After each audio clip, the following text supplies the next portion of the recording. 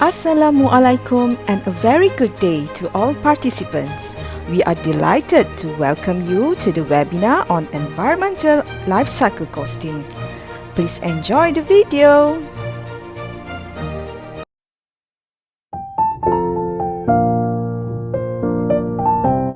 Now, let's start with Introduction to Life Cycle Costing.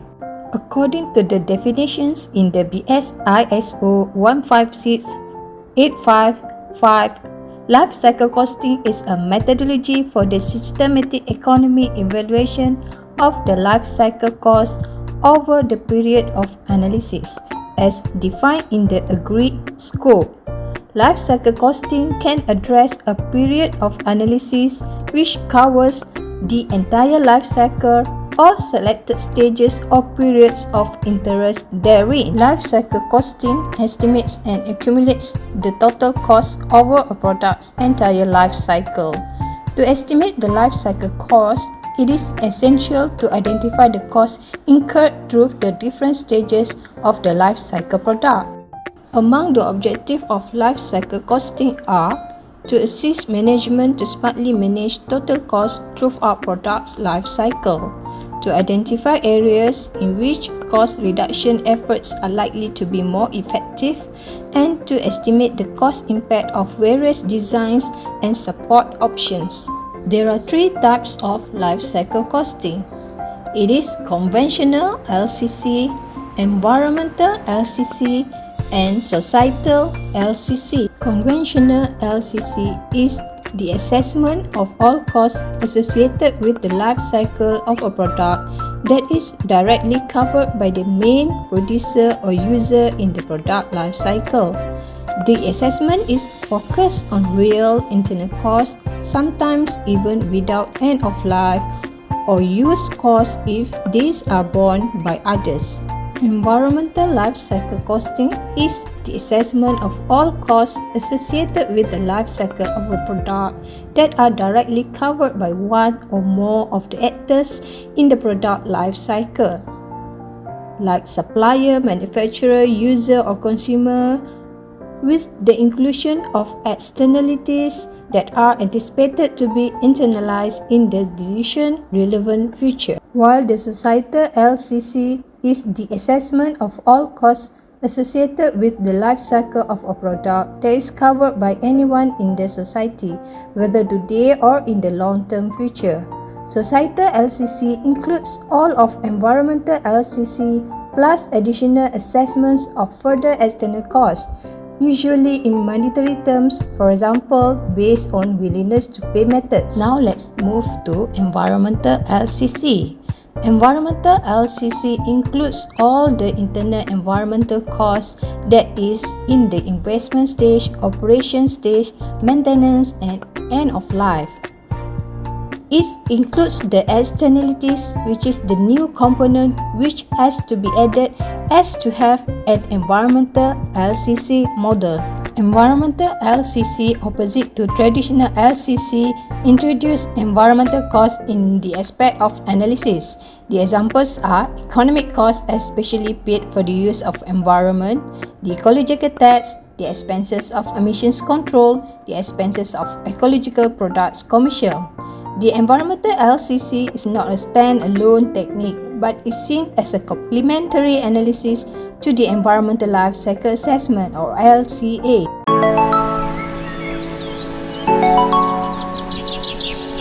Now, let us continue this presentation by explaining stages in life cycle costing.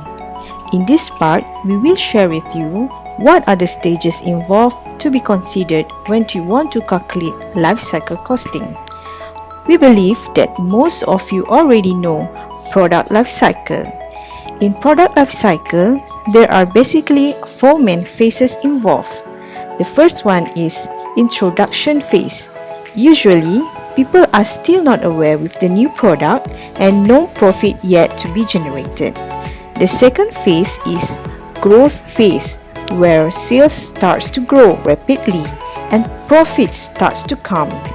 And it follows by third phase, the maturity phase, and it is also witnessed an intense competition in the market. The fourth phase is decline phase, where product may loses its appeal and maybe no more production in the future. In the next slide, we will share with you life cycle costing stages. It can be divided into three main stages: product planning and design stage, manufacturing and sales stage, service and abandon stage. In planning and design stage, the costs you need to consider includes research and development costs and also product design costs. And if you want your product to be patented or being trademarked, the cost of license, patent and legal related costs also need to be put into consideration. In manufacturing and sales stage, it witnessed both growth and maturity in sales. All the manufacturing, marketing, selling, and distribution costs are incurred at this stage. In service and abandon stage, this stage is signified by the decline in sales volume. The producers may consider providing after-sales service for the already sold products. Costs that are incurred at this stage includes all costs relating to after-sales service, including provision of spares and expert services and cost of abandonment, disposal of the product. This is another example of life cycle costing stages. Now, let's consider that you own a printing company and you want to expand your business by purchasing a new photocopy machine. What are the life cycle costing you need to consider? The first stage is acquisition or purchasing stage, and followed by installation stage. At this stage, delivery costs may occur. And then operating stage, for example, you need papers and ink cartridge to operate your printing machine. If your printing machine breaks down, then you also need to put into account the maintenance costs. Next, the financing costs, where let's say you purchase it with your credit card, then you owe an interest in it. The next one is depreciation costs, because your printing machine will depreciate over a year. And the last stage is disposal stage.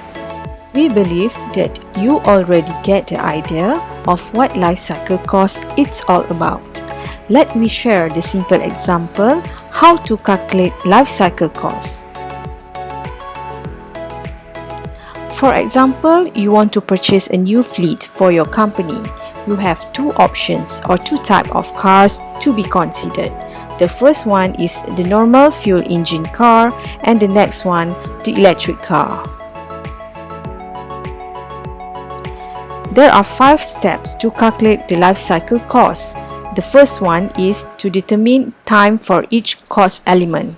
For this example, we will calculate life cycle cost for 5 years of usage.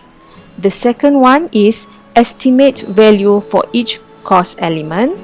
Then, calculate present value of each cost element. At this step, you may also take into account the inflation rate. Next, calculate life cycle cost by adding each cost at every year. And finally, analyze the result. This is the info given for each car. You can notice that the cost for purchasing an electric car is higher than the fuel car. Doesn't it mean that the E-LCC is higher too? Let's take a look. This is the calculation for fuel car. By adding all items in the table, the total life cycle cost is $31,549. Compared to life cycle cost for electric car, the cost is $20,673. By calculating the life cycle cost, your company can make a better decision, and when considering the total cost, you can save a lot too.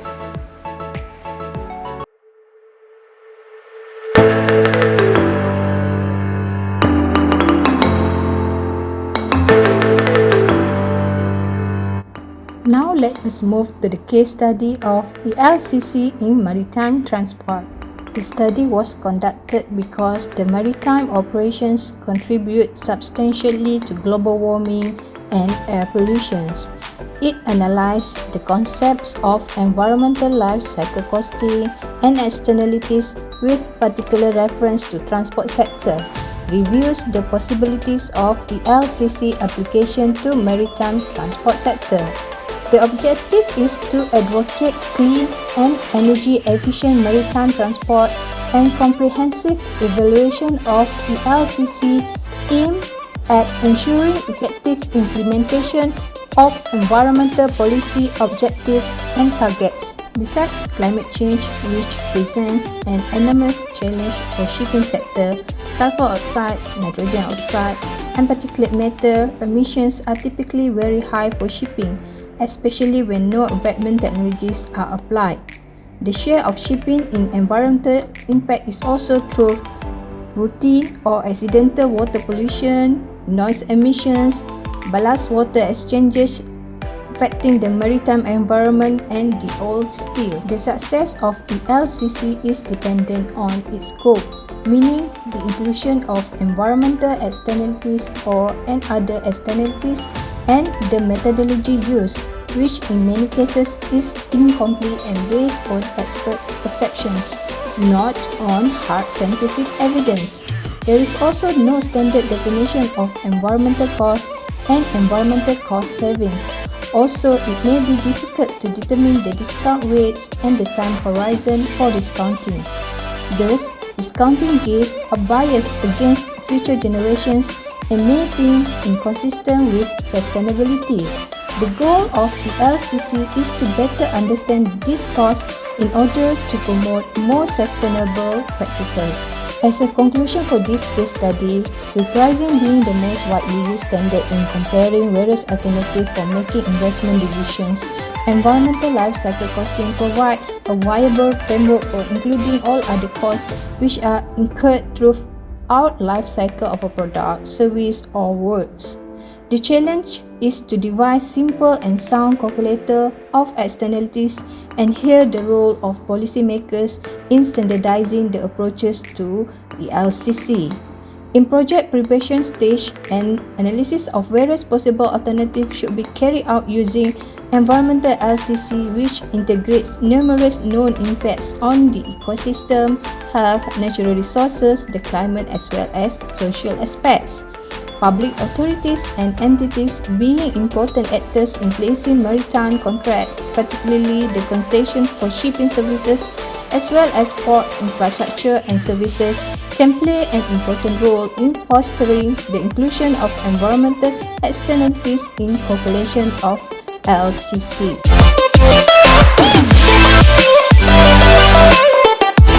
Life cycle costs can be applied in any field you want. Previous example is the application of life cycle costs in maritime industry. The next case study is the application of environmental life cycle costs in municipal waste management. It is conducted by a researcher to analyze the environmental life cycle and cost perspective in managing municipal organic waste. As we all know, that improper managing municipal waste can cause a pollution, and to make it worse, it can contribute to GHG emission. Eventually, it will give impact to the climate change. The researcher conducted this study to analyze the environmental and economic performance of composting organic waste at individual household and centralized scale in Brisbane City. They also make comparison with business as usual practice, that is landfilling.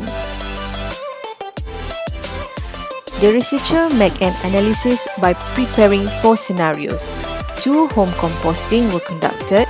The first one is individual household composting, and the second one is small community-based composting scheme.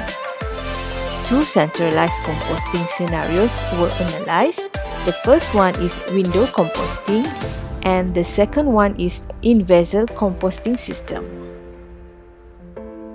From the study conducted, these are the findings. The environmental and economic benefits of compost application were taken into account, which include the value of substituted fertilizer, the improved efficiency of fertilizer use, and the GHG emission reduction. Results shows home composting by sharing a large capacity compost bin has the best overall performance, followed by centralized window composting. The landfilling was seen as the worst option from both environmental and economic perspective. Results also indicated that energy consumption was the most major environmental impactor compared to the waste collection and transportation process in the centralized composting scenario. Centralized window composting presents the best environmental performance. In contrast, home composting in a small community generates the lowest life cycle cost. After normalization and scaling of the life cycle analysis and life cycle cost results, it was revealed that home composting in small community is a marginally better than option window compost. With this evaluation result of these four scenarios, the municipal city council can have a better option in promoting which method to compose organic waste in the community.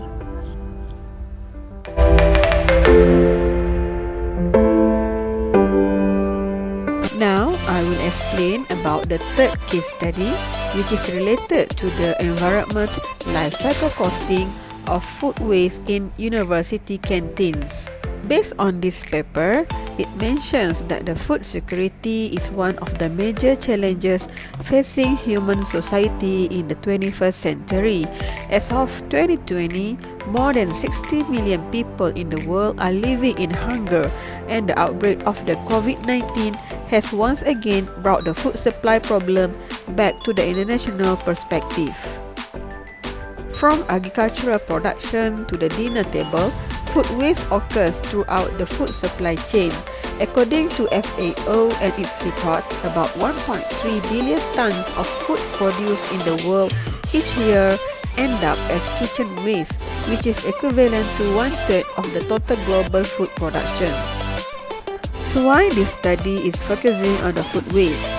According to data from the National Bureau of Statistics of China, there were 2,663 universities in mainland China in 2018, and the number of enrolled university students was also the largest in the world, setting a record high of 33.3 million in 2019. Therefore, the food waste generated by the group of university students is an important part of the overall food waste problems in China. Food waste has caused double waste of resources in the food itself and the food supply chain of production, transportation, cooking and processing, resulting in unnecessary greenhouse gas emissions and economic losses. Therefore, the purpose of this study is to identify the key links of food waste in university canteens and to provide measures to reduce their environmental and cost impacts. This paper first quantifies food waste in university canteens using the weighing method and then combine life cycle assessment and life cycle costing to evaluate the impacts of food waste on the environment and cost. This research was done at the Meizhuang campus of Taiyuan University of Technology as a case. The Meizhuang campus is located in the Jiangsu City, Shanxi Province, China. The campus currently has 16 colleges settled as a whole, including more than 20,000 undergraduates and more than 2,000 graduate students by December 2020. There are 3 students' canteens on the campus, which are located in the east, west, and north areas of the school. The school food service center is responsible for the procurement, transportation, storage, and service of food in the school canteens. There are 3 main findings based on the study. The first one is, in general, the total daily food waste in the canteens of Taiyuan University of Technology is 913 kg, with the carbon footprint caused by the food waste is 1,997 kg carbon dioxide equivalent, and the cost of the food waste is 17.5 thousand yuan. And the second finding is calculated on the basis of students studying in the school for 9 months a year, which is equivalent to 270 days. The total amount of food waste in the canteens of Taiwan University of Technology is 246 tons a year, and the carbon footprint caused by the food waste is 539 tons carbon dioxide equivalent, with the cost involved is 4.7 million yuan.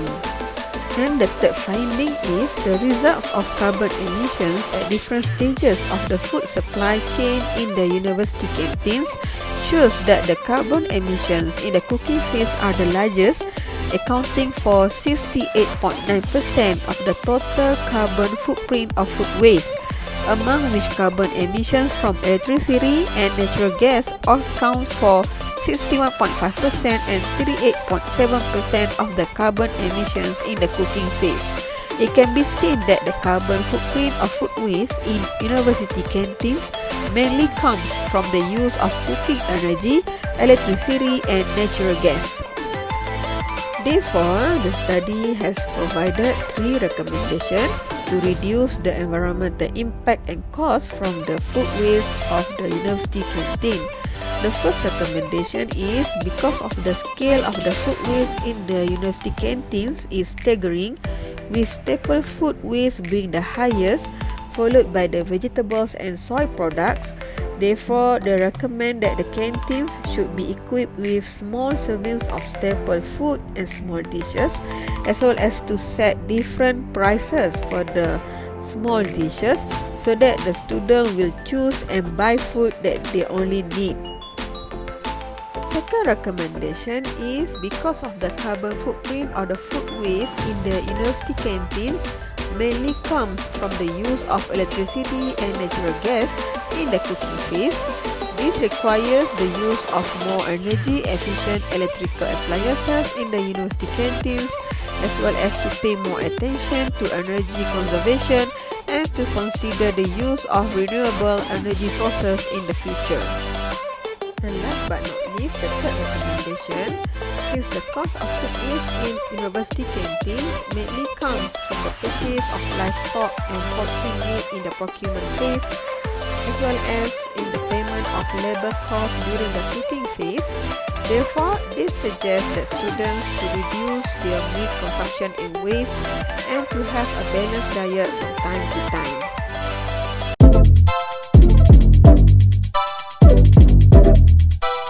Now, let's move on to the benefits and limitation of environment life cycle costing. The first benefits of environment life cycle costing is it can determine various indirect or partly hidden environmental related costs, such as the contingent costs, which could occur in the case of specific environmental decisions or product character. A better understanding and management of environment related costs and other costs in the whole life cycle of a product also has a direct influence on determining the cost to be incurred by the customer.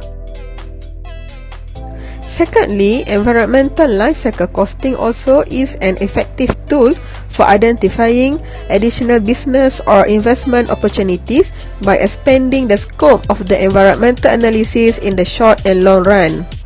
Besides that, determining the actual cost occurring in the product life cycle is also one of the benefits of implementing environmental life cycle costing. Actual costs are understood to include external and internal environment-related costs and allow for the internalization of certain unrecorded effects of processes and production which could occur for society in the long run. Such costs are an element supplementing and complementing the social perspective. With this approach, environmental life cycle costing will become a valuable instrument used for assessing future projects and developing innovative solutions. And lastly, by presenting environmental and financial information, an organization can inform their contracting parties, customers, society, and governmental institutions about other events and circumstances they consider relevant in the context of environmental protection and the implementation of environmentally friendly actions.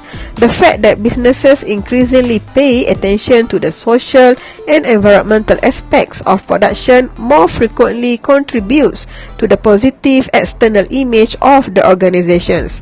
Furthermore, the organization also will gain transparent communication with employees, customers, and contracting parties as regards providing information about production processes and their environmental impact.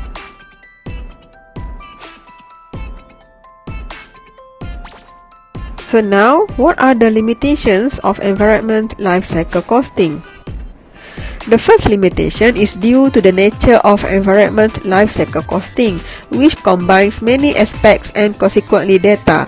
There is a risk of an increase in volume of data collection, which can involve exhaustive analytical work, possible mistakes in calculations and analysis, and finally potentially misleading external and internal recipients. Another problem noticed by entrepreneurs especially is when implementing the environmental life cycle costing model, there is relatively high cost of developing an individual environment life cycle costing and the long time of its implementation, as well as the difficulty in applying the model for the first time. Besides that, the problem with obtaining measurable and real external environment-related costs is also a limitation to the environment life cycle costing model. This is related to the time-consuming nature of their obtainment, compilations, and presentation. Lastly, environment life cycle costing, in an effort to satisfy stakeholders' expectations regarding the disclosed environmental information, can fail to keep the business confidentiality regarding its calculations and presentations. Presenting information about social and environment-related costs, which can be classified as information of strategic significance of the organizations, externally could lead to a lower competitiveness and, in extreme situations, to the court, and thus bring benefits to competitors.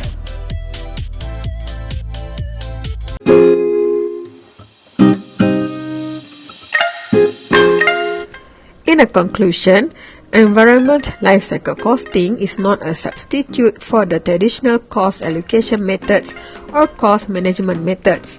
It is a specific, defined, and standardized instrument for estimating significant differences in making decisions between alternative products based on real cash flows. At the same time, it can serve the purpose of determining the product improvement and upgrading the potential over one life cycle, focusing on both the impact of the production process and environmental impact. It is a comprehensive method aimed at a consistent attitude to approaching the offered product from environmental, social, and financial angles. Thank you for watching. We hope you learned something from this video.